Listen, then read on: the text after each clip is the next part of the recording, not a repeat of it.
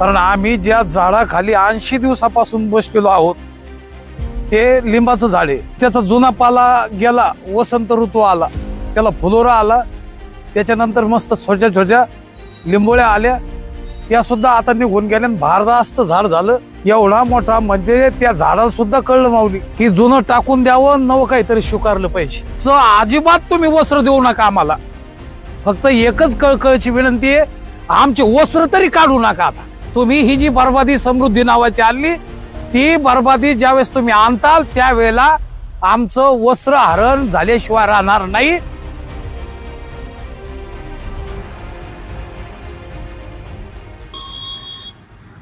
जालना नांदेड समृद्धी बाधित सर्व शेतकऱ्यांचा आजचा हा जो दिवस सन्माननीय राठी सरांच्या नेतृत्वात 80 दिवस आज आम्ही पूर्ण केलेले आहे। खर तर कालच आमचे संतोष माऊली कदम हे यांनी जे ट्रीटमेंट केलं ते अत्यंत महत्वाचं आहे।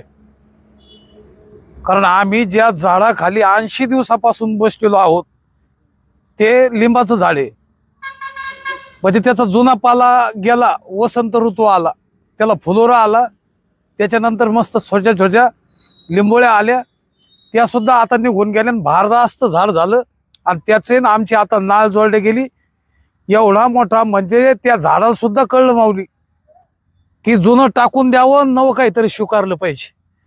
प्रामुख्याने एवढे दिवस दीर्घकालीन शेतकऱ्याच्या संबंधाने राठी सरांच्या नेतृत्वात चाललेलं बाधित असलेल्या खरोखर या शेतकऱ्यांचं हे आता चहूबाजूने बाधित झालेले आहे।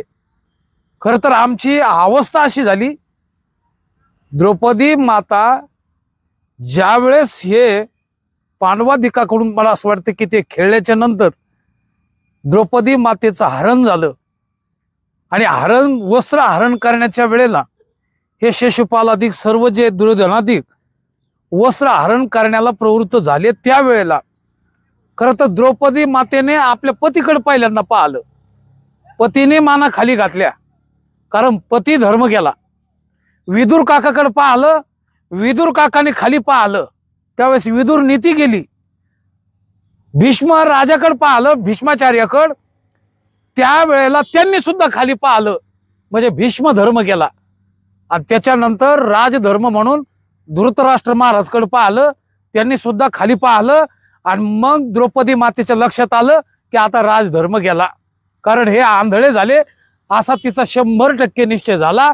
आणि मात्र त्यावेळेला तिच्या लक्षात आलं आणि तिनं सांगितलं, नसा सभा नसंती वृद्धा न ते वृद्धा येन वदंती धर्मम, म्हणजे ती सभा नाही की जिथे वृद्ध नाही, ते वृद्ध नाही जेथे सत्य नाही, आणि ते सत्य नाही ते धर्माने युक्त आहे। मला असं वाटतं ही परिस्थिती द्रौपदी मातेने ज्यावेळेस सर्व बाजूने पाहिले आणि सर्वच धर्म आपल्या खिलाफात गेले असं आमच्या द्रौपदी मातेला वाटलं, आणि त्यावेळेला तिने आमच्या देवाला हाक मारली आणि मग द्रौपदीचा धावा केला, तुवा विठाई। खर तर कोठे गुंतलाशी द्वारकेच्या राया, वेळ का सखया लावी येला। अहो त्या द्रौपदी मातेची आर्त हाक आमच्या देवाने ऐकली, आणि ऐकल्याच्या नंतर कुठल्याही प्रकारचा विलंब न करताना देवाने आमच्या वस्त्र हरण ज्या द्रौपदी मातेचं होतं ते वस्त्र रूप धारण केलं आणि तिची इज्जत राखवली।